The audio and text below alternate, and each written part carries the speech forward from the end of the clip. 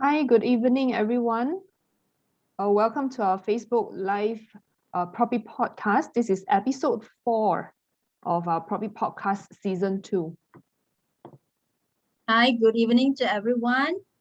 And the message in the bottle Proppy podcast series is brought to you by ProppyApp, a property all-in-one app where dreams come home. And we are sending out messages of hope to inspire others to do the same, to make a difference in people's life and to create change. Please like, share, and subscribe in our FB or drop us some comments and opinion.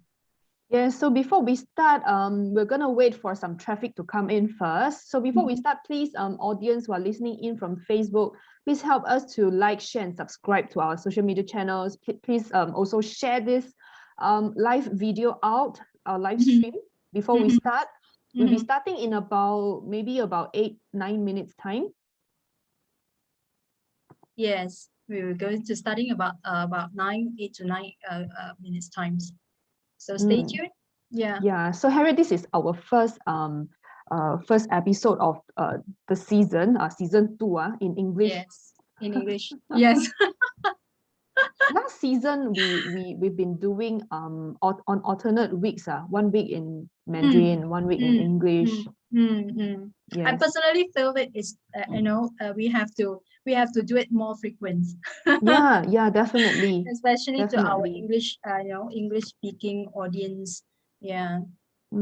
I think as we go along, doing our content, producing the content as well, we found that there are a lot of valuable topics to be talked about. Yes. So I think definitely we will have more English session also coming up. Yes. All right. So this new episode, this new season, maybe Harriet, would you like to maybe introduce to our audience the 3 segments, the new segments, what's different in this new season, our Message in a Bottle series of our Proppy podcast? Yes, Vivian, thank you very much. So in this new podcast series, we have 3 segments. Yeah, so in the segment 1, we are going to talk almost anything and yes. anything hit in the town, anything that the audience are interested. Of course, that's why please feel free to share your opinions and drop your comments about what topics you are really interested, so that we can actually work on it, and we can drop it in our Facebook comments. Yeah, please. Yes, so that we can and we can also invite our guests, some of the professionals in the related industry, so to come to our programs, interview, and then to really share with you the thoughts and opinions of for the insights in the industry. Yes, and the second and as for the second segments, there is a breaking broadcast. Now in here we will invite a lot of different kind of guests, and they are from some of them might be industry leaders and expert as well, to share their wisdom and thoughts. And tonight we have a very special guest who is currently based in Beijing. Yeah, and he is the co-author of International Comparative Legal Guides Year 2021. So in the area of private equity China chapter. Yeah. And last but not least, we have a clubhouse kiosk, and we will play fun activities. Segment 3. We will have the clubhouse kiosk, and we will play fun activities and having Q&A sessions with our audience here. Yes, so please like and share our live stream. We are waiting for more traffic to come in. We're waiting for your comments as well. Yes. Let me check on some of the comments. Is anybody drop some comments in the Facebook? Is anyone would like to know about the topic of today tonight? Yes, Vivian, maybe you can let us know. I'm on it. Yeah. Okay, I'm listening to myself. Yes. Okay. Hi. Okay, we're saying hi to Zeyi. Hi, Calvin. Shimon. Yeah. Please share this to your own Facebook feed. Share this to maybe groups, Facebook groups that you're in. Hi. Yeah. Hi especially Good your evening. friends, right? Your friends who's those investors friends, they're really looking for opportunities of investing, for the new startup companies Or maybe and some inspiration. yeah, inspiration and have an overview about the Southeast Asia tech startup companies in this area. Yes. Yeah, so that's what our topic will be for tonight, that we are going to discuss with our with our guests. So the topic is about tech startup in Southeast Asia countries. Yeah. Yes, and we are on our episode 4 of Proppy Podcast Season 2, the Message in a Bottle series.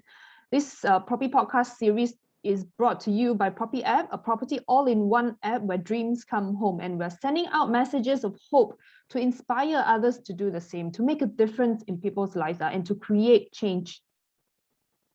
Yeah, thank you. I have read a message of Sim here. He's saying that looking forward to today's topic, tech startup. Yeah, thank you for dropping us the message, Sim. Yeah, thank you. And for those of you who just came in, we have 3 brand new segments in our new season of our Proppy Podcast Season 2. So segment 1 is called Almost Anything, where we talk about almost anything, as you can see in our background. Actually, it's mirrored, so I don't know where exactly to point. Almost anything. Oh, sorry. We're going into segment 1 in 3 minutes time. Yes. And segment 2 is called Breaking Broadcast, where we invite our guests, invited guests, industry leaders or experts to share their wisdom and thoughts with us. And segment 3 is called Clubhouse Chaos. We'll play fun activities, engaging, thought-provoking activities with our audience who are listening live in Zoom, in our Zoom meet as well. So those of you who are maybe interested to come in to our exclusively private Zoom meet, listening in live, please reach out to us. Please let us know. Yeah, talk about the little, the small little icon at our left. Okay, this is the left. Okay, left. Left hand side. Sorry, left hand side. So you might wonder what is this. So it's actually an unicorn. So it's something that we would like to highlight to you, and it's something that we're going to discuss in our first segment. Okay, and yeah, we would like to talk about this. The topic will be like property gurus completes the acquisitions of iProperty Malaysia and think of living in Thailand. And as we know that Property Guru is one of the unicorn, very rare unicorn in the market. Yeah. So we would like to see how this company's growth and how this company is going to inspire us. Yeah. And yes, definitely. Very exciting topic. Very exciting topics, yes. And to inspire us in finding, the good potential company that is around. Yeah.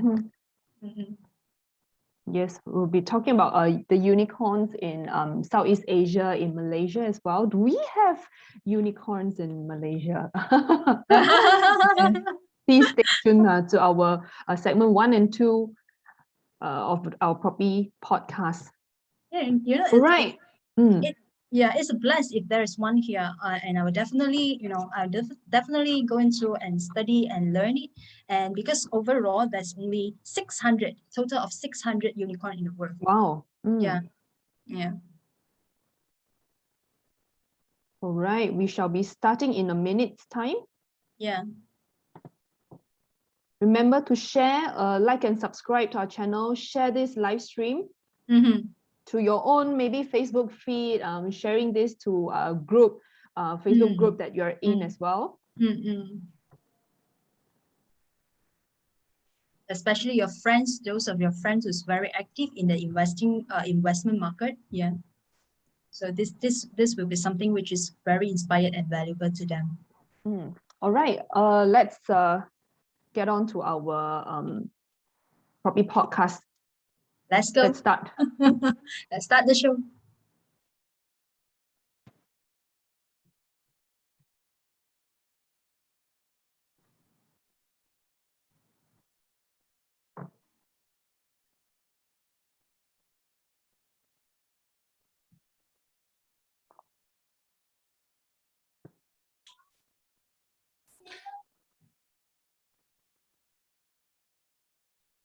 All right. Usually there is music lah, huh? But then no, it's okay. We create our own music. I hope our voice is maybe music to your ears. I don't know. Hi everyone. I'm Vivian. Hi, hi everyone. I'm Harriet. Actually, I can sing. If this Hey, happens, please do. first I can Yeah. prepare my instrument. Maybe next time, next round then. Yeah. All right. Hi, everyone. You're listening to Proppy Podcast. The Message in a Bottle Proppy Podcast series is brought to you by ProppyApp, a property all-in-one app where dreams come home. We're sending out messages of hope to inspire others to do the same, to make a difference in people's lives and to create change. So we are in our segment 1, Almost Anything. This is where we talk about almost anything. And today we'll be talking about Property Guru, completing the acquisition of iProperty Malaysia and Think of Living Thailand. As we all know, Property Guru Group is the Southeast Asia's leading property technology company with home base in Singapore, and announced on 2nd of August that it was successfully completed the acquisitions of iProperty Malaysia and Think of Living, following its initial announcement on 31st of May 2021. Property Guru now owns all of the shares in REA Group, limited entities in Malaysia and Thailand, now and which included as iProperty.com.my and Brick.my in Malaysia, and ThinkOfLiving.com and Prakat.com in Thailand. In exchange, REA now has an approximate 18% of equity interest in Property Guru. Yes, and in addition, Property Guru announced on 24 July 2021, the company agreed to go public through a merger with a blank check firm backed by billionaires Richard Lee and PayPal founder Peter Thiel, giving the combined company an equity value of about $1.78 billion, which is equivalent to 7.5 billion Malaysian ringgit. And the combined company will have an enterprise value of about $1.35 billion. The deal is expected to close in the fourth quarter of 2021. That is crazy. The first, yes, exactly. Or maybe closing in the first quarter of 2022. And the deal with Bridgetown 2 Holdings, a special purpose acquisition company, is expected to fetch proceeds of $431 million, including a private investment of $100 million from Bailey Gifford, Naya, REA Group, Akaris Global Partners, and one of Malaysia's largest asset managers. And Australia's REA Group has also committed to an additional $32 million investment, according to Property Guru. The combined company will be listed on the New York Stock Exchange once the deal is finalized. But let's understand a little bit about the company background. It's founded in 2007. Property Guru hosts more than 2.8 million monthly real estate listing, and it serves 37 million property seekers a month and 49,000 active property agents across Indonesia, Malaysia, Singapore, Thailand, and Vietnam. The company offers digital property marketplaces to match buyers and tenants with sellers and landlords, as well as digital marketing for property agents and developers. Yes, and in the past, the group has raised a total of $544 million in funding over 6 rounds. So maybe just giving our audience some numbers. They raised 5 million Sing dollars raised from second round.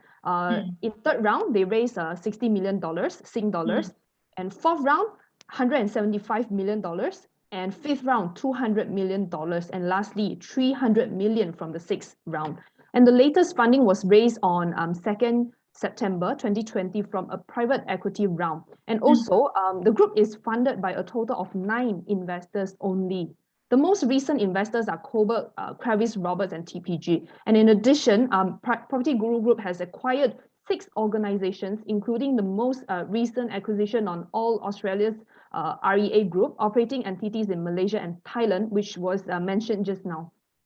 Vivian, after understanding all of the facts and the data about the Property Guru, the interesting fact that we actually find here is the total amount of this $544.4 million are founded from a total of 9 only investors. 9 investors. It's only exactly. 9 investors, and that's going to say, and telemarketers is going to say that they're very likely they are families and friends as well as a sophisticated and experienced investor or venture capitalist right? Such as investment banks, pensions funds, institutional investor, or hedge funds, right? And in another way of saying is that there's no entry at all for retail investor like us, or they call it small fish.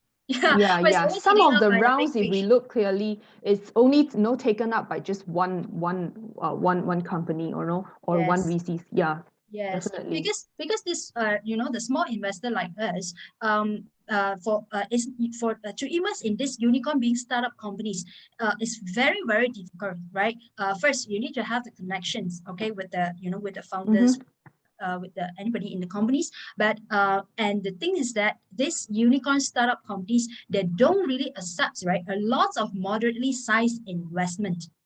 Right, let me give a little bit explanation on unicorn. So unicorn is the term used in the venture capital industry to describe a startup company with a value of over $1 billion.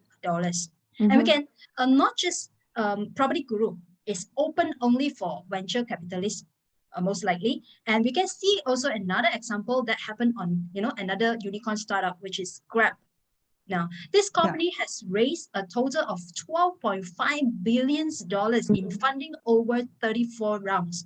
And their latest funding was raised on July 30, year 2021 from a corporate round. Now, this Grab is founded by 55 investors, a total of 55 investors only, and MTech Group and Signite Partners are the most recent investors.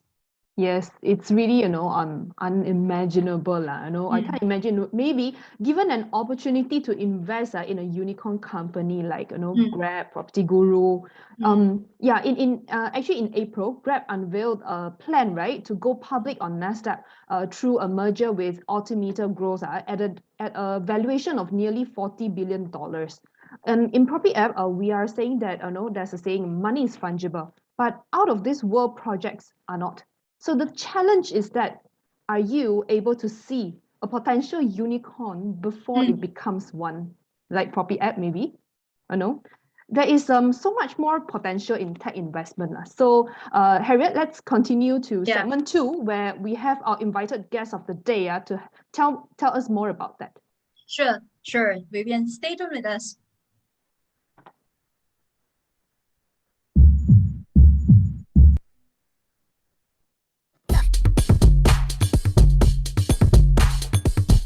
Hi, welcome to segment 2, Breaking Broadcast. You're listening to Proppy Podcast, Season 2, Episode 4. So in segment 2, we'll be inviting industry experts to the show and share with us their thoughts, their wisdom on chosen topics of the week. And this week, we'll be talking about the tech startup scene in Malaysia and in Southeast Asia. I'm your host today, Vivian Chong. Hi, I'm Harriet Khoo, and today we are so excited to have our friend here, Mr. Will Fang, who is currently based in Beijing. Hi, Will. Hello. Hello.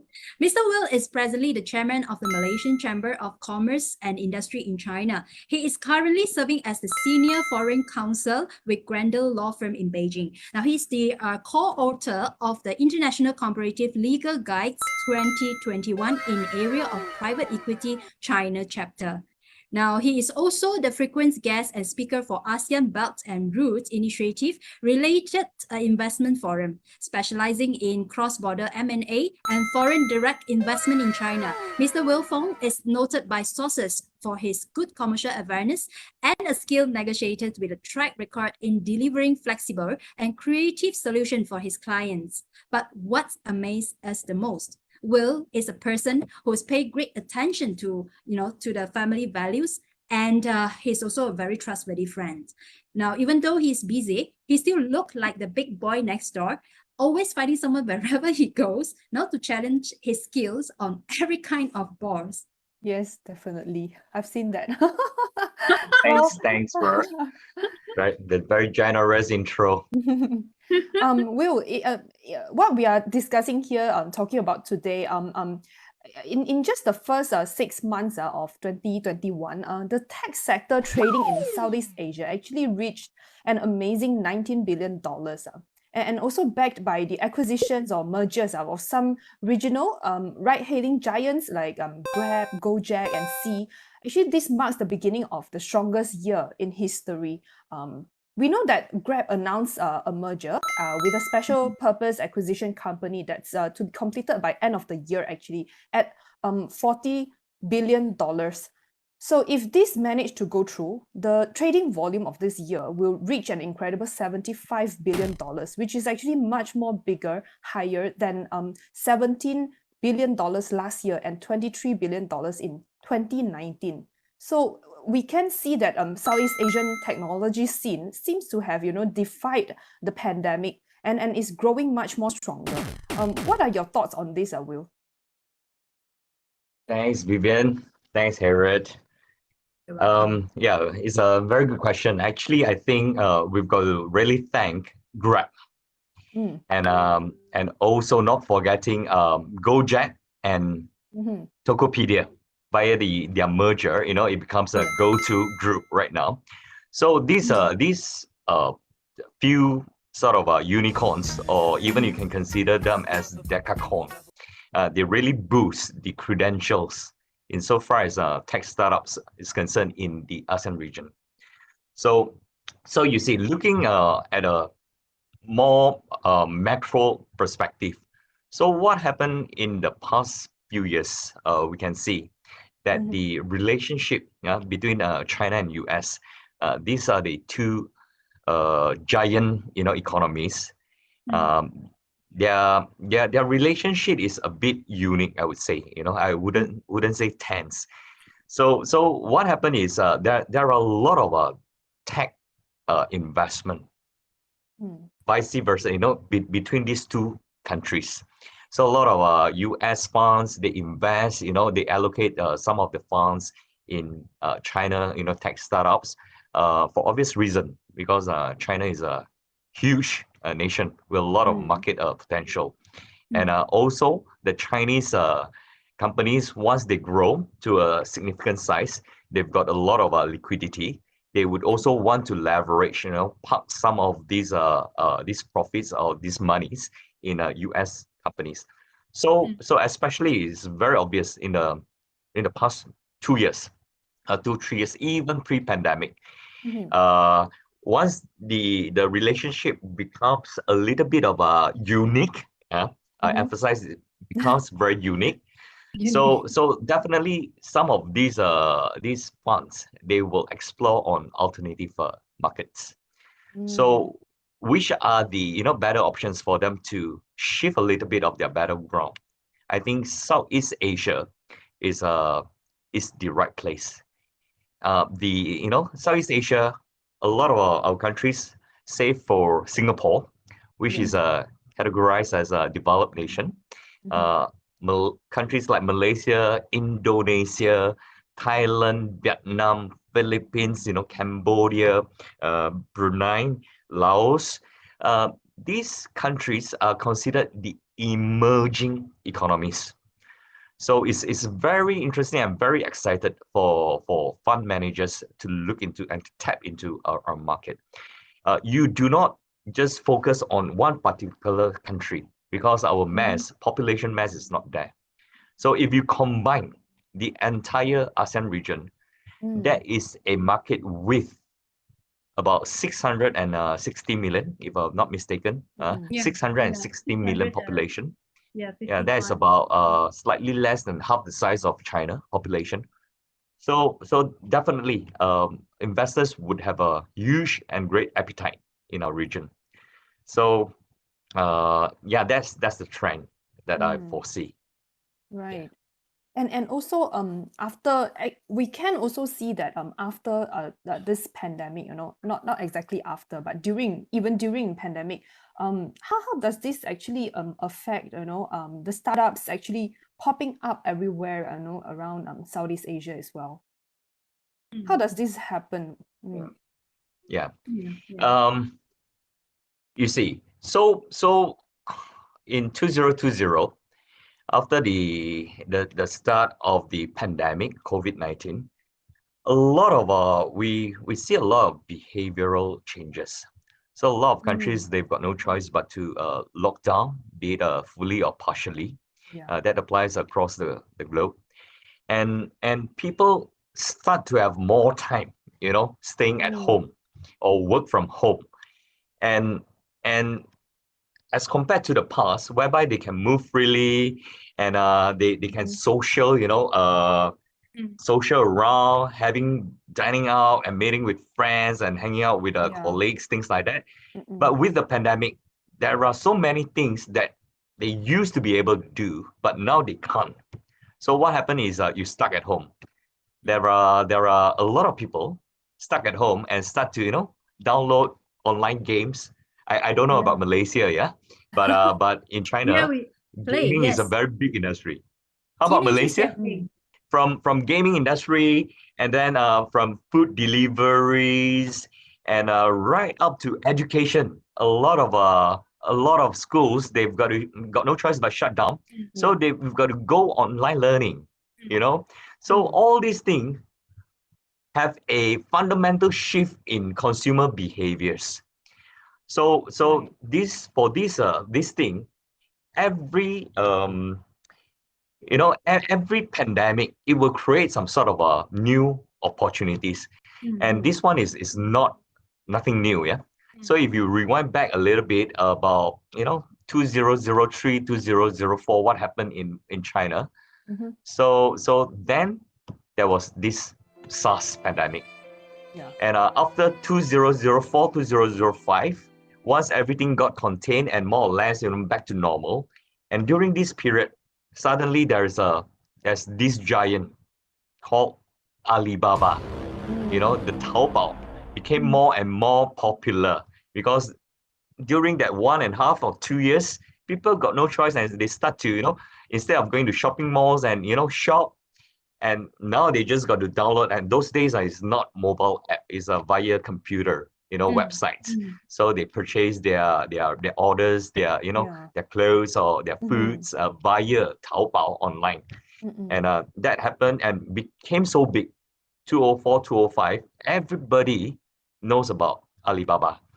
And at the same time, there is another emergence of a tech giant. It's called Jingdong.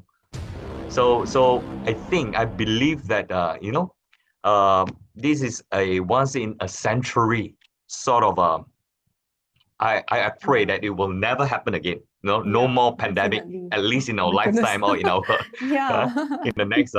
So this is very, very scary. But coming back to this aspect, I think behavioral change. People start to believe and start to trust in online payment, in credit card, purchase online. There's no more cause of concern about security aspects. A little bit worried, but I think generally people become more acceptable in that regards. So that's why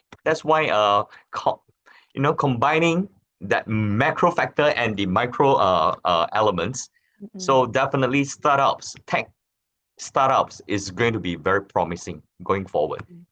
So once you have that in place, it's very difficult to reverse back, because your behavior, your consumption, your consumer behavior has already changed.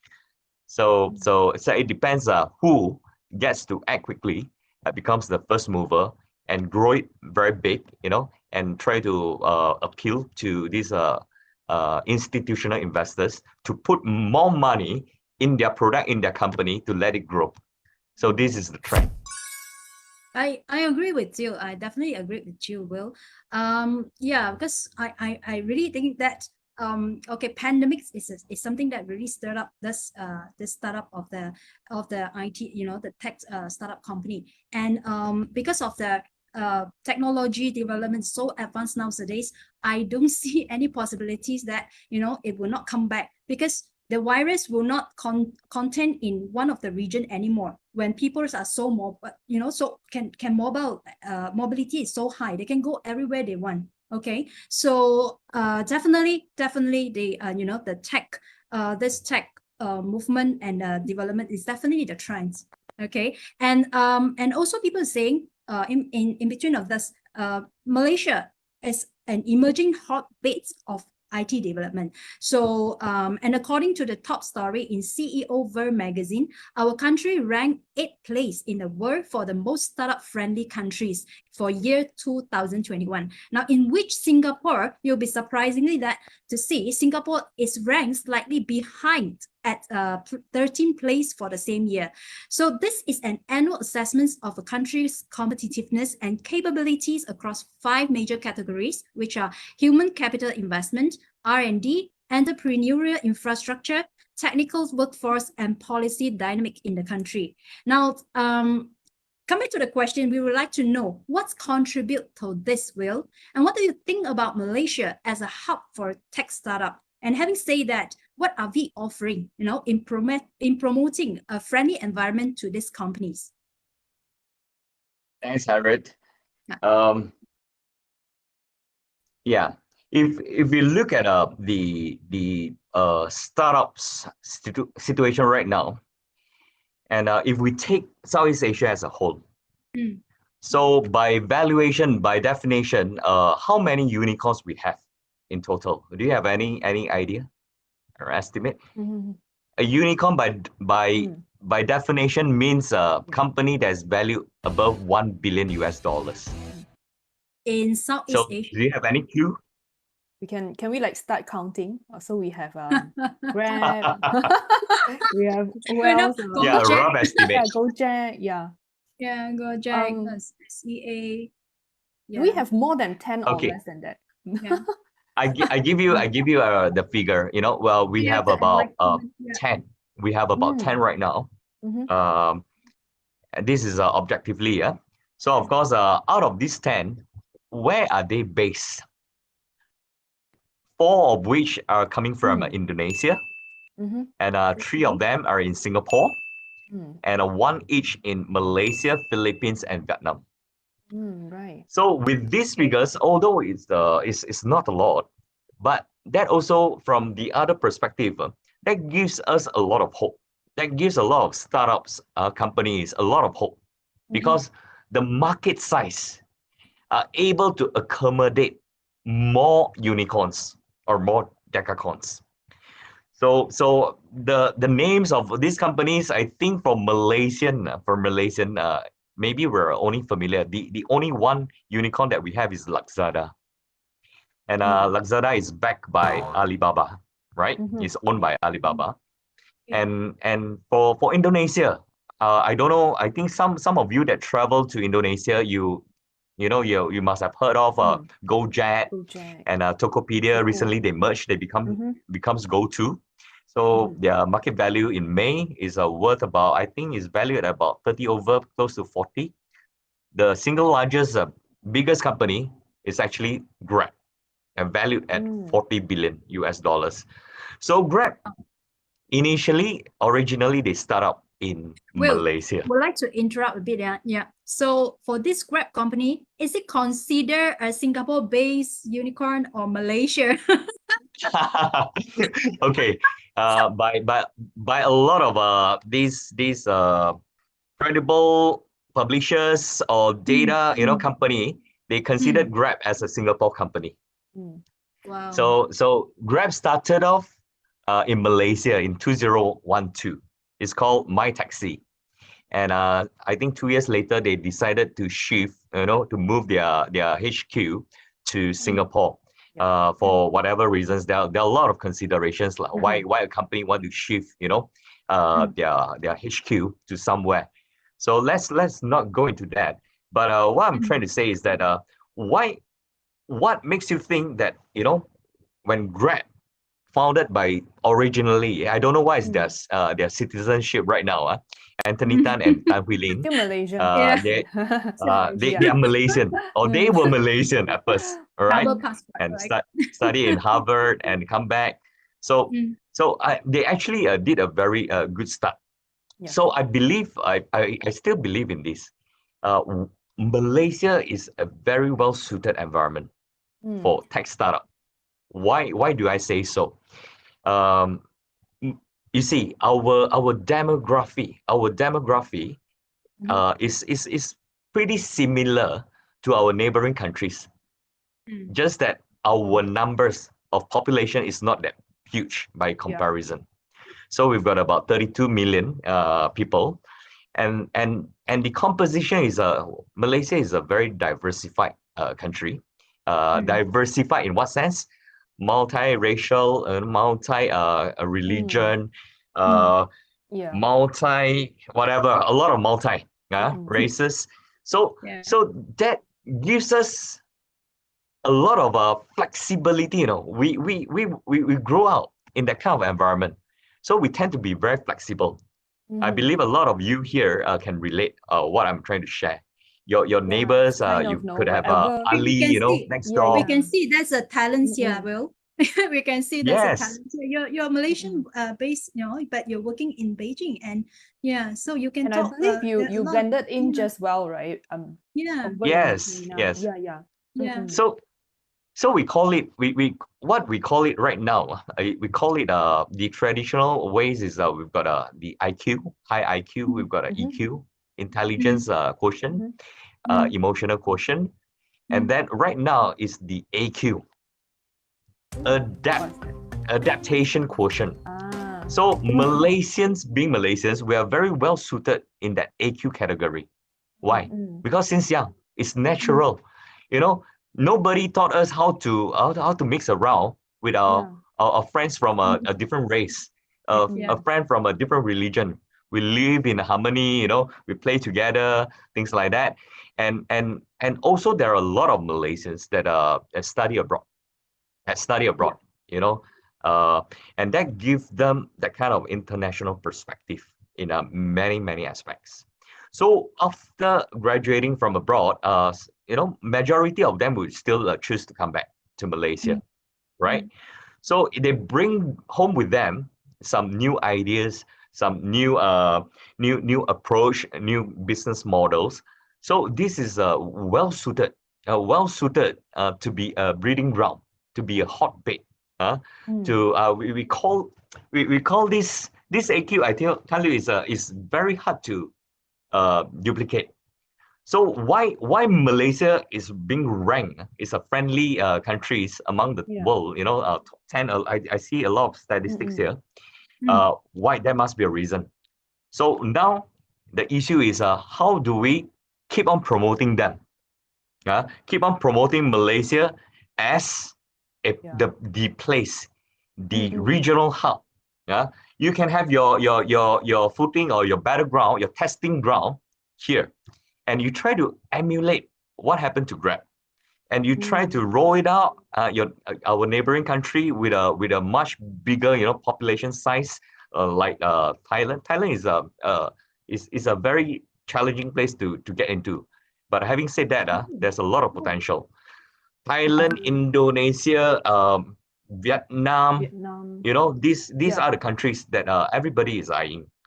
So added by the few initiatives, a lot of initiatives by our government run program, especially in the past 2 years, I think they did cater for this aspect as well. So if you know, if you are free, you can Google what are the initiatives that the government, Malaysian government roll out. I think right now I found there are 3, right? One is a technology startup funding relief facility. In short, it's called the TSFRF. Second thing is the Penjana Fund. That is to provide certain fundings. I think last year the government allocated a sum of close to 750 million RM, ringgit Malaysia. And the third one is the National Technology and Innovation Sandbox. So all these initiatives and programs are being rolled out by government, has shown that kind of commitment from the government side, and to help the young technopreneurs to be bold enough and to take, you know, a step further and to create a potential startup in itself, and hopefully with that kind of support it can grow. So the next challenge is to what extent we will grow this, you know, will help these tech startups in Malaysia. I think this Definitely. is what our audience would like to know as well. How far can they go? And Yeah. yeah. Will, you are also the co-author of International Comparative Legal Guides 2021 in the area of private equity. I believe a lot of our audience would also maybe like you to share about, maybe can we also talk about funding strategies today? Can you tell us about the types of startup fundings, what are the strategies are used by these tech giants, How do maybe funding rounds work? Can you tell us more about that? Okay, I am going to excite the audience with very interesting figures. Yeah, I think please these do. figures I got it from a pitch book. Okay. So let me just look at that. Okay. We are so glad to have the first-hand information Yeah, man. before this. You see, the figures is right. We are talking about liquidity. Liquidity. That means the ready money in the market that is ready to be invested in tech startups. So we are just concentrating in US tech startups itself. Okay. Last year, 2020, do you know how much money from the institutional investors that have invested in this? They total up close to US dollars 156 billion. If you average out, that means that every day, there will be about around 480 million, 428 million US dollars every day, every single day. That the Choi San Ye, Choi San Ye is investing in choosing in giving to Vivian or giving to Harriet, the next day giving to whoever, So with that kind of money in the market, can you imagine? That is just for US only. And out of this sum, of course, this is a US market, but I believe there are, according to another articles that I've read, about 10 to 15% of all these allocated funds is slowly going to regenerate into ASEAN region. And if you can smell of this opportunity, that means all the tech startups, technopreneurs, the founders, the co-founders, you've got to smell where the money is coming from and chase after the money. Will, so and just if like you, just like you were saying that for current, for time being, there's only 3% of this pool of fund being allocated to Southeast Asia country. But in future, there will be 10% to 15% it will goes to Southeast Asia tech company. Am I right? Yeah, this is the forecast by a lot of our industry players. Wow, that is amazing. So okay, you were mentioning, smelling the opportunity, know where the money come from lah. So maybe you can also maybe enlighten us, when a technopreneur, they pitch to investor. What are the metrics or elements that these investors will be looking into? How do you boost your valuation, or maybe you can enlighten us a bit of that about this. Yeah. Some of you may know that Malaysia, there are a few tech sort of I wouldn't call association. There are tech association. There are also the incubators and accelerators. It means people, the VC venture capital funds and the private equity funds, they try to group all these potential technopreneurs together, and they've got good ideas, they've got good business models, they've got good approach, but they are lacking of that kind of funding mechanism. So this promoter, they bring them, to explore. Of course, I'm in Beijing. So pre-pandemic, I've actually got the privilege to meet up with quite a few groups, and my experience is this: Malaysian tech startups, we've got a lot of talented people, young people, and they've got a lot of good ideas. But what is stopping them from getting the big money is that kind of confidence level. The confidence level, it has to be built up, by stages, and you've got to build out that kind of momentum. So having said that, they are underselling their capabilities in a way.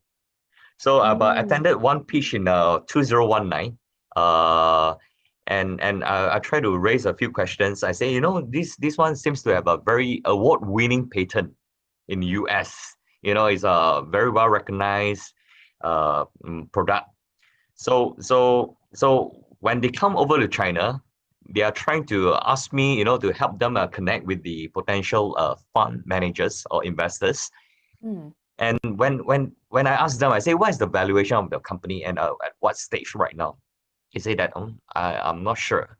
My company right now, I've got about 20 people working, maybe worth about 5 million RM valuation. And I asked them, how much you want to raise? They say maybe 300,000, 500,000 RM. So those are the kind of things, this is real. This is real. And when I heard it, I got a shock. I got a big shock because if you compare the kind of pitching by founders, some of the Chinese startups, they don't even have a product. It's just on a PPT, and they've got ideas, but the way they pitch is very different, and they are so confident. They look at a lot of metrics. They look at a lot of what are the regular criteria that the investors are interested in. So they pitch it along that line. I believe this has to do with the exposure level. So I would strongly encourage a lot of technopreneurs get into this kind of association or partner with some more seasoned players. There are a lot of prominent startups, successful exit cases in Malaysia. I'm not going to mention names. I believe Proppy founders could be one of them. Yeah. So okay, Vivian, you mentioned about what are the metrics. Yeah. What are the So metrics? a lot of tech companies you're facing with problems because at the initial stage, it's not scalable. You may have already mature products and you intend to launch it out in a market. And and to launch it out, whatever, it takes some time for it to reach a certain critical mass. And reach a certain users or downloaded whatever active users. And the transaction size may grow. And with all these things, it's very hard to use a conventional or traditional way to value a tech startups. The conventional way is NTA law, net tangible assets, which is not applicable to tech startups. Yeah, then the more, if you ask some accountants, they'll say that based on a revenue or the EBITDA model, I hope everybody know what is EBITDA. Okay. So these are still very conventional. And what I see, in some of the deals that we do, and there are two very important elements. Is a willing buyer and willing seller market. So a lot of investors, they look at the human capital. They look at the founders. They look at the co-founders. They look at your core team. When they assess, when they have that kind of pitching session, when you try to pitch to potential investors, then they will need to know your logic. They will need to do. They will need to understand about the infra, the design, of that kind of architecture. So how do you intend to do these tech startups? What is the forecast estimated figures when you roll out? And there's a timeline. So if you look at the Southeast Asia, these unicorns, out of 10 of them, I believe they all started maybe after the economic crisis that happened in 2008. So a lot of startups, they started in 2009, 2010, 2011, 2012. And it takes about 3, 4, 5 years for them to reach to a certain stage. And then along that route, they fetch, they try to appeal to that institutional investors. And it depends, if you've got a mature product and you've got the equity story to share, and you've got that kind of talents, Right. and I believe a lot of us Southeast Asian startup are very honest, are very down to earth people, right? Yeah. They do not know how to boast and exaggerate. That's my Humble. feeling. That's my belief. Very That's also cheap, our very weakness. down That's to earth, true. very That's humble. Very in the weakness. culture actually. Yeah, Yeah, yeah. yeah. So good and bad. Good and bad. That Yes. means sometimes you're underselling your potential. Yeah. You're underselling your capabilities. Correct. By comparison to the Silicon Valley players, even if they Definitely. have nothing, they will say until they are so big, or maybe Very true. to some extent Chinese startups. So I believe some of these metrics people need to know that very importantly is the human capital, and next is you've got to deliver what you have promised.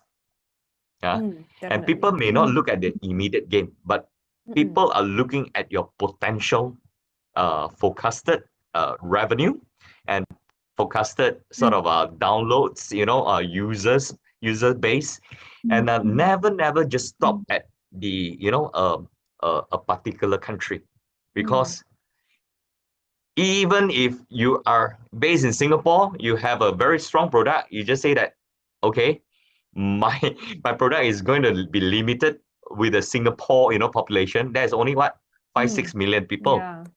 So it's not sexy enough. So I would think that that for ASEAN startup, whatever that you do, whatever that you plan to do, you've got to look at it as the ASEAN country as one market. And where you want to start, where do you want to kickstart your product, and that depends on your plan. So yeah, that is my 2 cents worth. Very good tips, very good wisdom for tech startups out there. Yeah. As our conversation before the show, right? We have some chat with Will. We're saying that Will was having an opinion saying that for all the new startup company in Malaysia, if you can doing well in Malaysia, you definitely will succeed in the nearby country. So as this is also fulfill of what you're saying, that go all out, okay, to other Asian countries, okay, as long as you have succeed in Malaysia. But what makes you have this strong guts feelings on on this? Yeah, we like to. Yeah, Harriet. Malaysians we know, and Malaysians and Singaporeans we are very similar to a great extent. We like to complain. We like to complain. We're lesser in complaining. Right. And we like to complain is one thing, and we are given that kind of freedom to voice our complaints.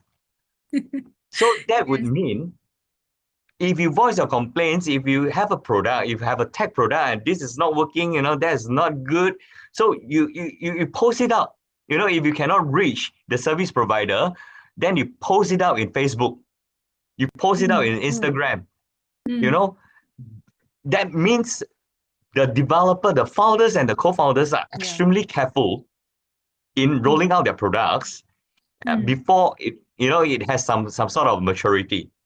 So once you've got this kind of platform, a freedom of speech environment, you voiced out, and inevitably, the service provider would have to continuously improve their product, their app, their technology. So once you have that in place, and you roll it to other countries, they may be a little bit shy, they are not so vocal, or maybe they just say, okay lah, this one acceptable lah, because of their humble culture. Yes. So that's why I think Malaysia and Singapore is the fantastic place to test your product.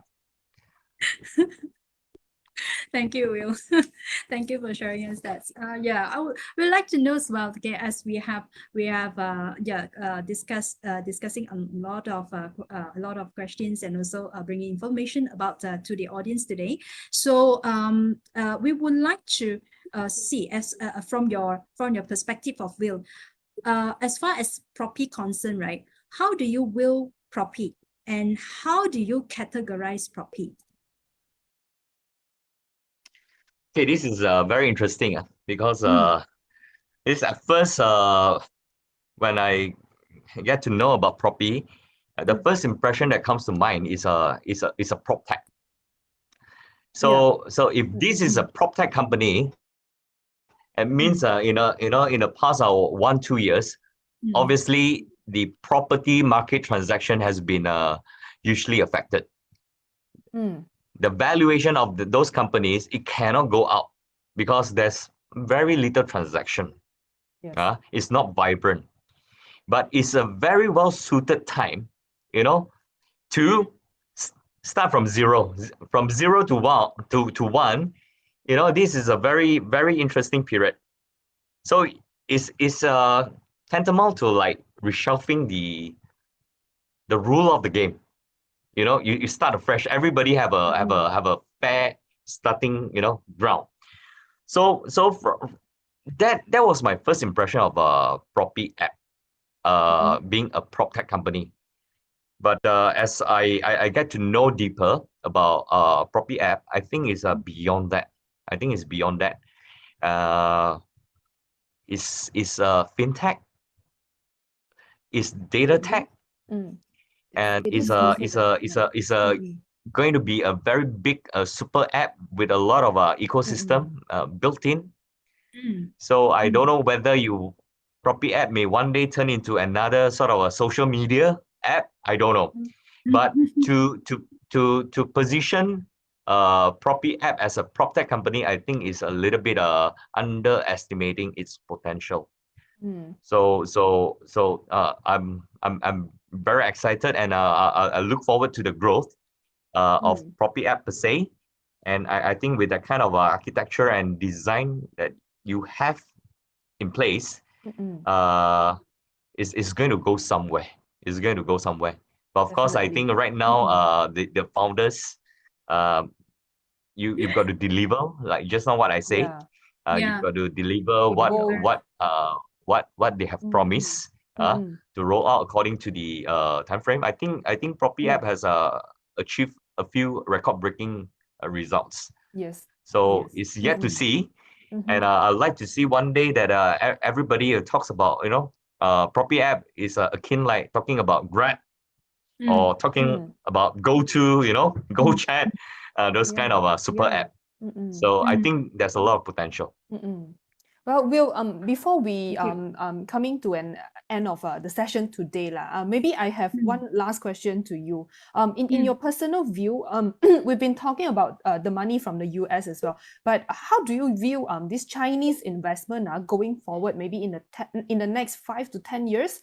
What is their appetite or maybe their attitude towards the tech startup in Southeast Asia?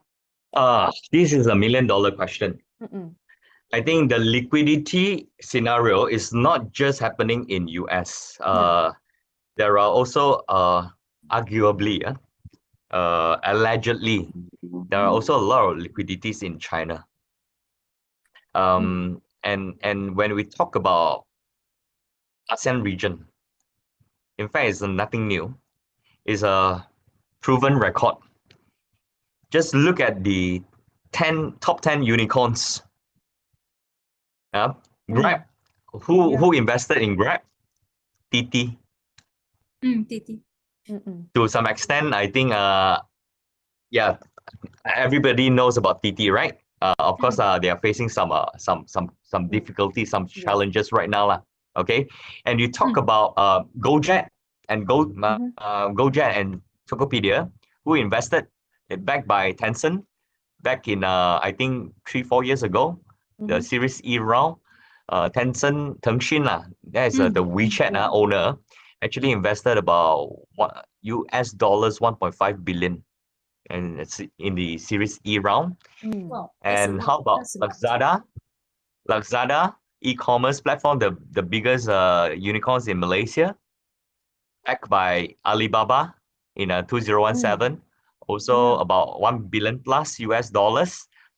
And you know, there are a few other e-commerce companies that's also invested by Ali or Tencent.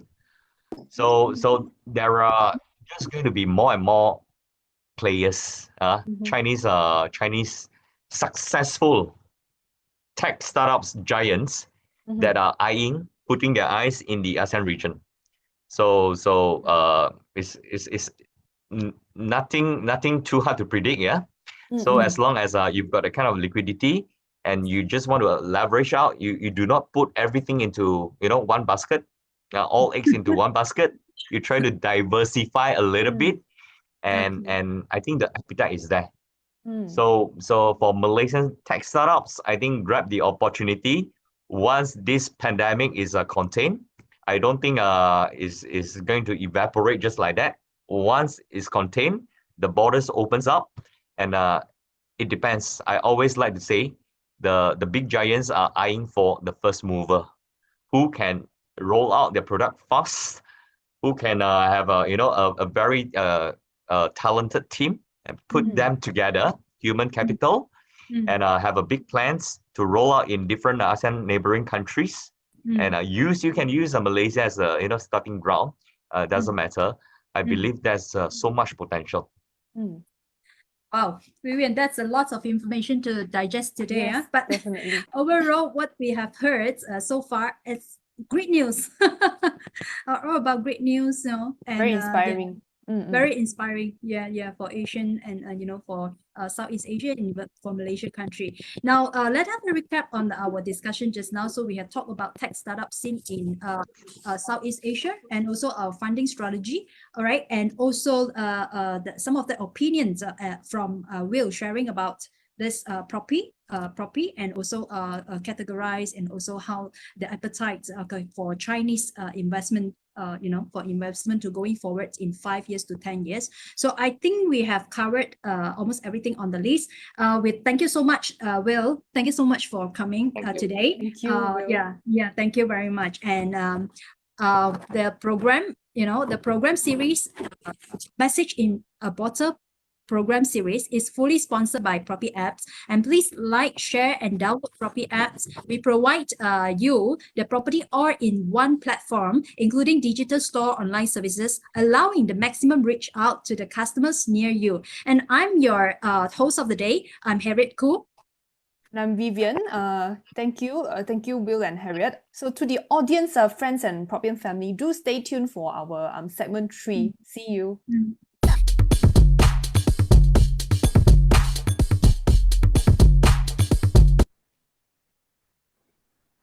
Hello, hello everyone. Hi everyone. Welcome to segment 3 of our Proppy broadcast, the Clubhouse Kiosk. Now, as we have audience listening live in Zoom with us today, this is a segment to engage with our audience. If you are listening in from Facebook's live and is interested to come into our show, please reach out to us so that we can invite you in. The Clubhouse Kiosk segments for today is a short and sweet thought-provoking session, I would say, and everyone gets to participate today. So with your phone or computer. Yes, so Harriet, we've talked about tech startups in Malaysia, Southeast Asia, how they started, how they grew along the way. And I think in this difficult time of the pandemic, although it is very difficult for many of us, but we Malaysians, like what Will was saying just now, we are adaptable. We have high AQ, right? And I think definitely IQ, EQ. Yes. And I think being adaptable means that we can find a way to survive, no matter how hard it is. And we are not just talking about surviving. We strive for our pursuit of excellence and happiness. That's what the Proppy corporate philosophy is about. And so today we prepared a Q&A session, a special Q&A session. We have also a few questions we would like to hear your thoughts. It's just a few questions for us to ponder upon, to inspire self-discovery, empowerment, and also pursuit of happiness. So please join in this small activity that we've prepared for you, everyone, our audience here live in the Zoom session, and also those of you who are watching from Facebook Live. Yes.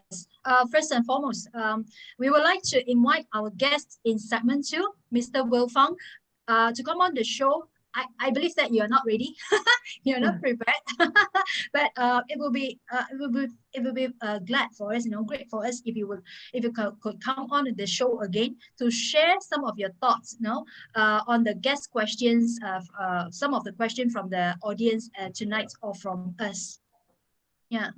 It'd be an honor for us to have you here. Thank you. Yeah. Thank you. Hi, Hello. Will. Hi, Hi. Will. Hi, good evening. Good evening. Good evening. Hi. Good evening. Yeah. So how are you? Good. I'm good. And Okay. tonight is a Sunday night, right? I'm still wearing my blazer. He's actually ready. Very professional. you.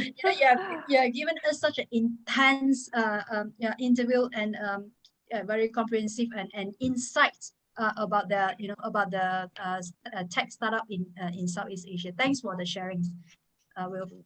Thanks for the invitation. Yes. And to our audience, please, you can straight away use your QR code scanner to come in and join us, because we will have some other questions that's for you to participate in. Or you can go to this website, slido.com, and key in the password, and you can just type in your Q&A questions to Will if you have any, or you can also key into our chat box here in Zoom. Yeah, so please get ready. So you will see that that's the code at the side at the left hand side at the screen. So there will be hashtag 969176. Please key in this code into slido.com. It's very easy, and yeah, you will be able to join us, to join the session 3. Okay, let's check. Vivian, shall we just check?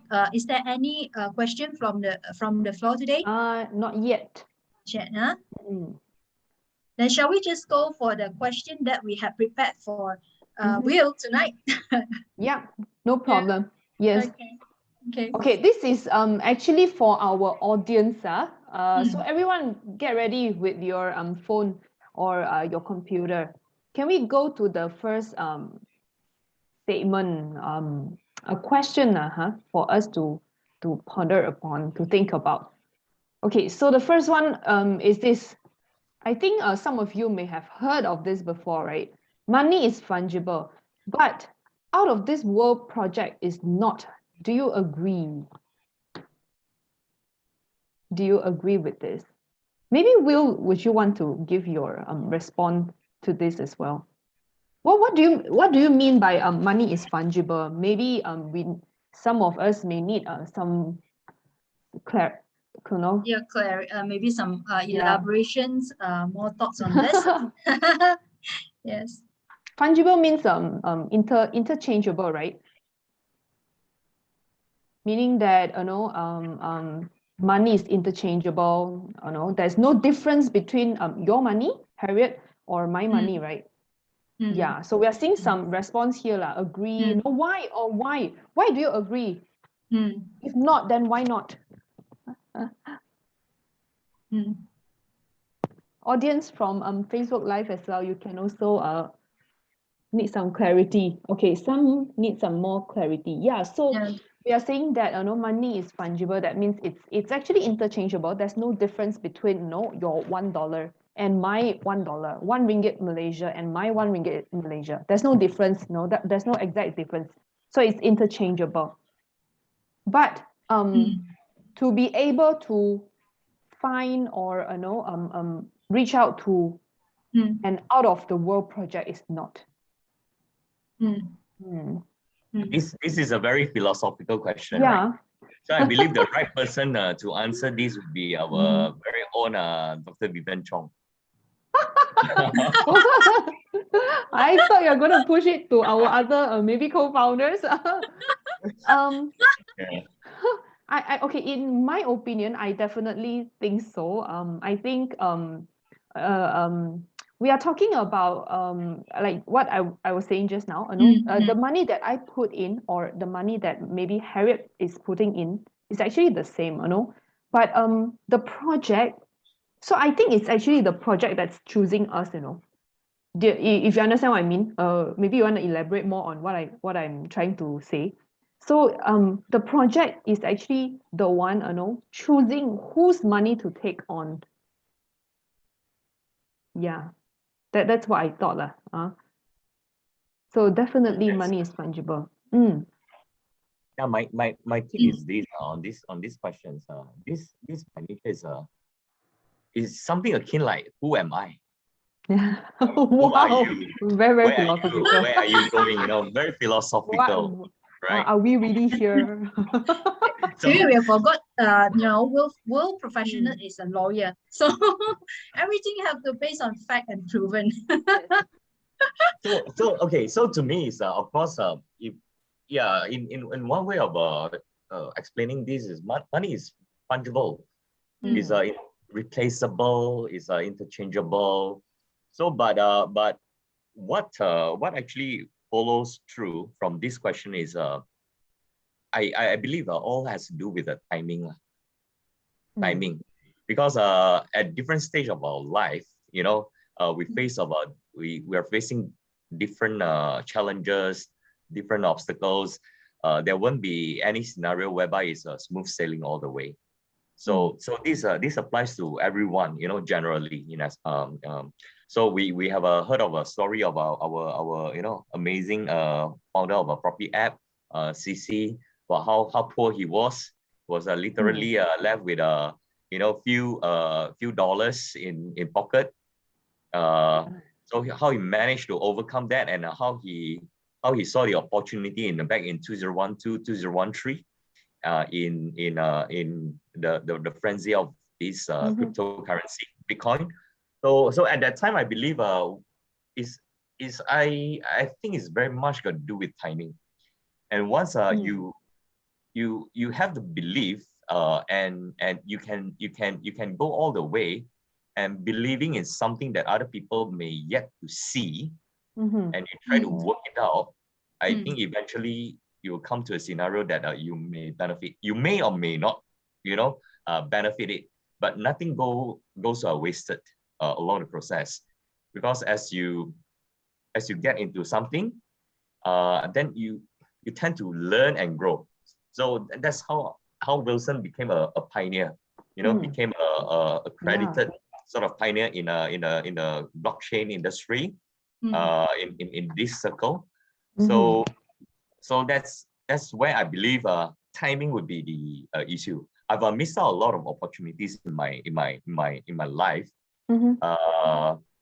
and because I myself is not a risk taker, I'm not a gambler, and also timing, and I, on hindsight, on reflection, I think that has to do with arrogance and ignorance. So there's another very philosophical aspect, arrogance and ignorance. Why do I say so? Because if you're sitting in your comfort zone for too long, right? So your mind is shut. You are not willing to hear in ideas, from other people. You'll be questioning like, no, what are you trying to do? And why should I take that risk on, right? Yeah, and who are you to tell me, this and that? So once you have that kind of arrogance attitude, everything shuts, the door shuts, the opportunity shuts, right? So that is one aspect of it. And then the next aspect of it is ignorance. So once you're in comfort zone, you will not dare to venture out of the domain that not familiar, within you. So you are. I'm talking this. I'm not pointing to anyone. I'm saying this strictly from Yeah. My experience, that means I was arrogant, I was ignorant. So that was the situation then, and along the way, a lot of things got wasted. Yeah. Yeah. We Well, we have have- some very good, yeah. We have some questions question? here from Chong. You would like to ask, would you mind sharing your story of missing out the good The opportunity? good opportunities. Okay, interesting, huh? So yeah. Which opportunity was that? That's what we are all very concerned about, you know. There are so many missing opportunities. Well, one of it is I think I'm one of the early people that Wilson approached me in 2012, 2013 about Bitcoins. So when he tried to come to Beijing and share with us about this, so I was trying to lion him, entertain him. I say, yeah, good, But to me, it's like cryptocurrency. What is that? A virtual token, a virtual coin. I only know when I go to arcade center. Yeah. So I buy $5, get 5 coins. I get to play 5 rounds of games and those kind of things.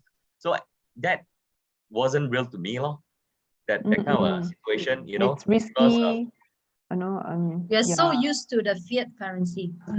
Yeah, and that time I know Wilson for far too long, right? 30 over years. And in his entire life, he's been trying to make things work. He's a risk taker, but to some extent, I would say that he's a risk taker. He's trying a lot of things. He has tried a lot of things in his entire life. So that was the time that I thought my mind was shut to his ideas. I say that well, you go and try first. If it works, I'm happy for you. Yeah, but to me, I don't know. Seriously, I don't know about this. I need some time. So that was the missing opportunity. 2012, 2013, 2014, 2015, and he came to me and talked about different things. No longer talk to me about cryptocurrency. So he was talking to me about technology, blockchain. So there's a technology aspect. I think from a crypto investors, you became a technology expert. That was something interesting. And he said that this is going to be the future, Will. So he was very kind. He was never pushy. He was never pushy. So again, 2015, I missed out on the opportunity. They asked me, I said, yeah, well, I'll go and learn about it.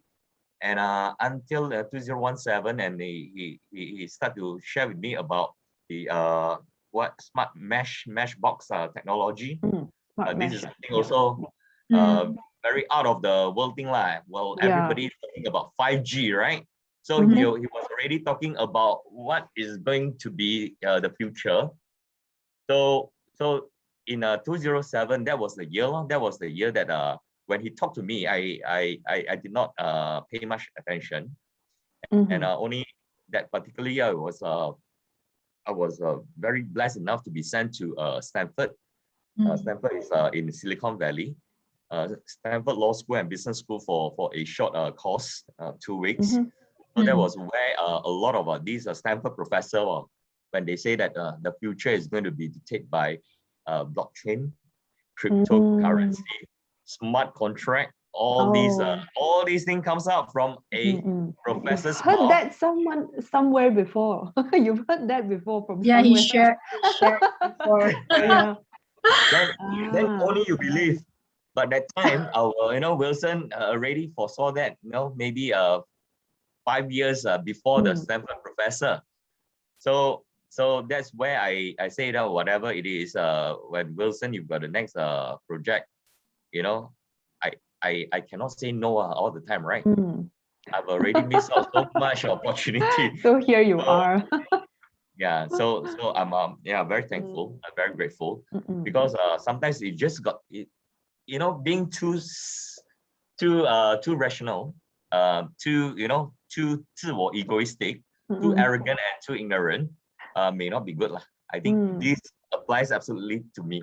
Yeah, thank you. Yeah, we have some good input from the audience as well. 思想书 and being too comfortable, like what we were saying just now, right? And agree. The challenge is to be able to identify what project that would be unique. Putting your money in the right places is the key. Which project you invest in is what matters. And project and idea is unique. So that's why we have unicorns. Okay. Yes. Thank you. Thank you, everyone, for your input on this. And maybe we can move on to the next question. Yeah, sure. So the next question will be, if you had the chance to go back in time, would you invest in Grab? This is a very straightforward question. Yeah, very straightforward. Pretty straightforward. For me, it's like, just one sec question. So yes. What do you think? Sure? Yes, you sure? After hearing what Will said just now, you sure? If you go back in time, would but you? Sure. Yeah, I still remember the time when Grab was founded, maybe 2007, am I right? In the year 2007. So at that time, everybody was still, taxi is still always the first choice. So we are not sure. The Grabs, there's so many uncertainties there. Whether the safety, especially ladies like us, right? We always think about the safety and what about the system? Is it really a good system? Will I go there on time? You would not have thought about being able to, I don't know, go into a stranger's car, through knowing the stranger just through a phone, Yes. Yes, of course, the beauty of hindsight, definitely. Guess so. If I was lucky enough to be invited. So what are your thoughts, Will? Okay, so this is a personal experience. Harriet, just now you mentioned Grab wasn't started in 2007. At that time, I think maybe Anthony was still in a university. So Grab was started in 2012. My Taxi, 2012. Yeah, My Taxi, yes. Yeah. So before that, Uber was already a big giant. Uber. So Uber was started in America, I believe. Maybe you may be right. 2007, sometime on or around that period. Okay, let's go back to Grab. So when they first started, right? Of course, the visibility, the exposure, not much talk about. So it's very common lah. So a lot of situation is that once a company becomes so successful, it gets reported. That has nothing got to do with you and I already, because they already become a big hit. Yeah. Once they become a big hit, we are nowhere close to be invited.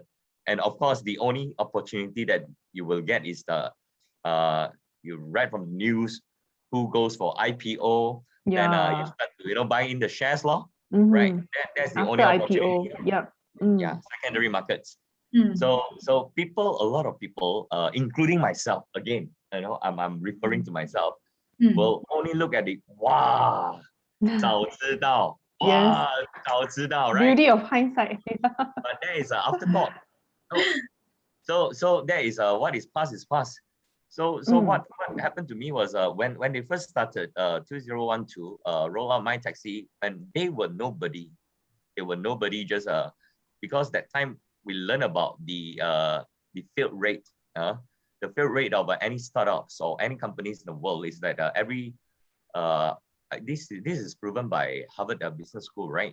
Every 100 companies, there are only 5 companies that could survive. 5%. And usually the failing rate is very high, and a lot of them cannot even surpass for 5 years. So that is the general statistics. And for Grab, that time when they just launched, come back to Malaysia, all you hear in the news is that there's this taxi association not very happy with them, try to lobby to the government, try to ban this and that. A lot of negative news, even for Uber.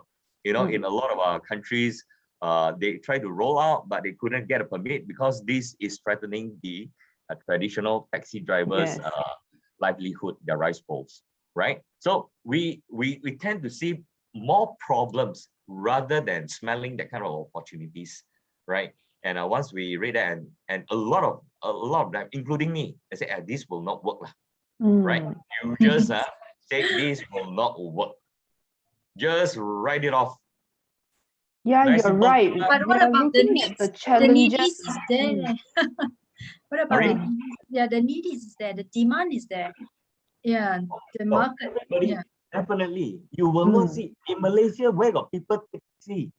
Those days, you ask yourself. By No, I don't Malaysia, take taxis. Yeah. all of us, our culture is the moment you started working, the first thing, what would you do as a fresh Get a grad? car. You get a car. Yeah. You get your parents to support your down you're right. payment.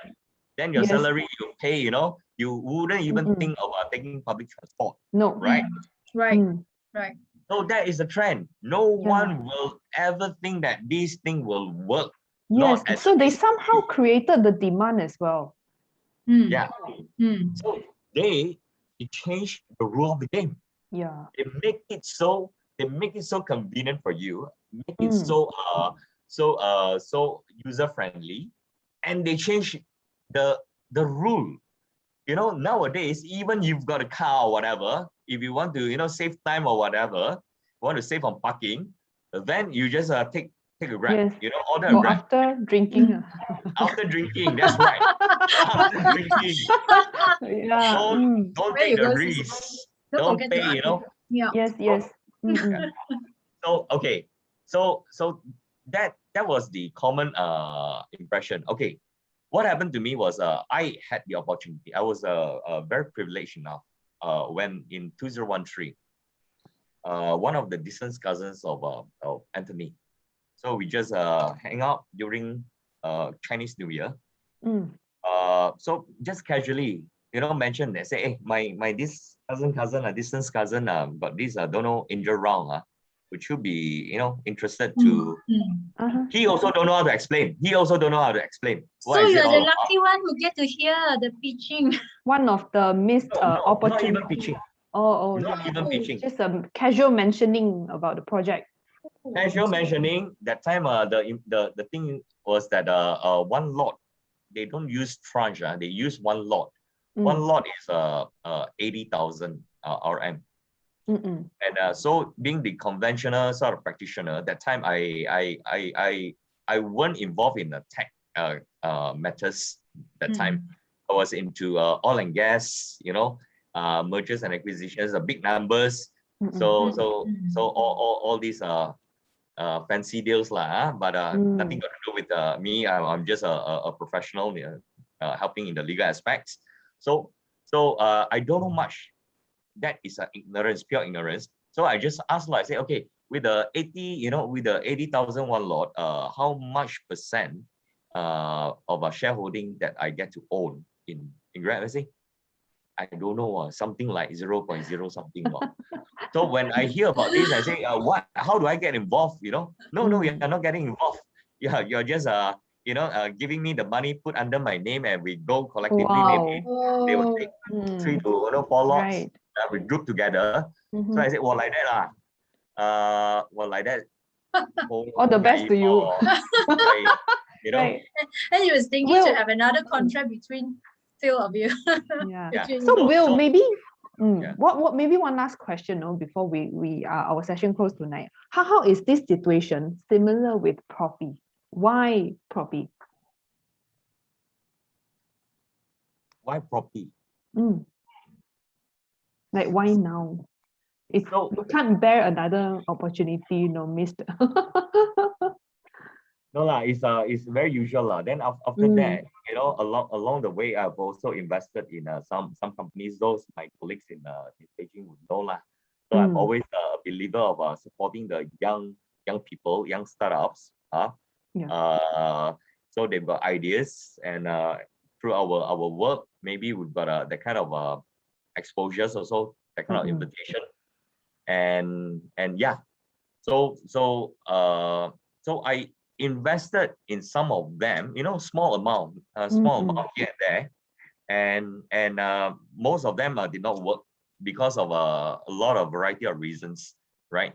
And until last year when Wilson approached me, and then subsequently introduced me the team. So that I think I'm not going to miss out on this opportunity again. So I say that this is affordable, and this structure seems to be very open. And the shareholding structure and the design. Do I have a role to play? Because remember, when I do not have a role to play, I just invest buta, and being a passive investors, that already went kaput, right? So I do not want to repeat the same thing. So instead of me asking, do I have a role to play? So it is I believe one of the corporate ethos, corporate culture that say, no, in fact, we welcome all investors to be actively involved. Yeah. Yes. To get yourself participate yourself in all aspects, depending on your expertise. And so that gives us a lot of comfort. And we will, the whole purpose for me to join is I never thought of that kind of how much, how many times, my return. So it's a more like buying an entry ticket for tuition fee, not knowing that actually this tuition fee can bring me a lot of returns, at least on paper. Right now I think it's fairly handsome, but then the confidence is boosted along the way. And I see that I would say that there is certain charisma that is not duplicable from our founders, Definitely. CC and this Dr. Max. They are able to pull the crowds together within such a short period of time, and this is amazing. I don't think I've got that kind of charisma. Far away. You certainly have, Will. Charisma, strength. It's really our honor to have you as Proppy's co-founder as well. So, well, I think as long as we work together and we do not, it's not going to be a smooth sailing all the way. Yeah. If with this kind of group, with this talent pool that we've got, right now we've got, 70, 80 of all these strong men, all can become an independent, Wolf, the leader, the alpha, and with this kind of attitude, langsing, and it's in a good way, I think we can go really far, and everybody, the environment is quite open. Whatever decisions, whatever feedbacks that we raised up, it gets heard, and if it makes sense, it gets implemented right away. So that is the kind of things that everybody, this will give us a lot of hope. HOPE means a lot of things, especially during these 2 years. I myself have, last year lockdown, I was stuck in Malaysia, and out of sudden, when the period becomes prolonged, it like very despair. You read a lot of negative news, and even right now, with whatever that's happening in Malaysia, so sometimes people get a bit disillusioned. Where will we, or where will I be heading towards? So, but with this, it gives us hope, and hopefully from this hope, it transfers into a positive energy, and the energy will snowball, become so great, and so great that if we see results in the not too distant future, and hopefully we can inspire more and more people. So, like I say, I always share with CC. I say that actually the real thing is hopefully out of these 80, 100, 120 people strong, and hopefully we can see more startups growing from within. There are so many of you, right? Like you are one of the youngest investors, 90后 差不多 almost so young. a few more days, then I'm 90后, yeah. So you guys are the hope, you guys are the hope. There are investors 20 over years old. There are even investors right now from university undergrads, right? And these undergrads are super top talents from the 00后、90后、80后, from some of the best universities in the world. Yeah, and we've got a very seasoned, retired, successful Taikos, Dato Lee or whoever, as in. So that kind of spread is very how to say, very nice feeling, and it never happened elsewhere. So that gives me a lot of confidence. Thank you, Will. It's always nice talking to you. Yeah, And, very generous sharing. Yes. So Yeah, thanks for being here with us tonight again. Yes. Shall we just pick one last questions and end the session for tonight? Because it's about 10:04 now. Or we can have that question after the closing. Yeah. Are we? Yeah. Okay. So yes, thank you. The Message in a Bottle Proppy podcast series is brought to you by ProppyApp, a property all-in-one app where dreams come home. So please like, subscribe, and share our social media channels, Facebook, YouTube, and Podbean. And remember to download ProppyApp and Community 360 app as well. Yes, and next week we will going to talk about Merdeka and brand value. Stay tuned. I'm Harriet Koo, and see you next week. And I'm Vivian Chong. Good night. Good night.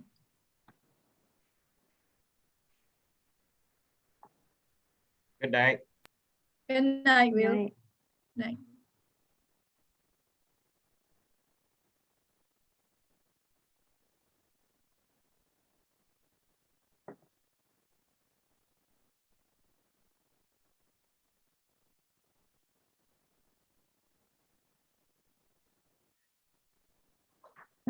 Okay. Our montage is not playing, is it? Yeah. We're still live on Facebook. Yes. Okay.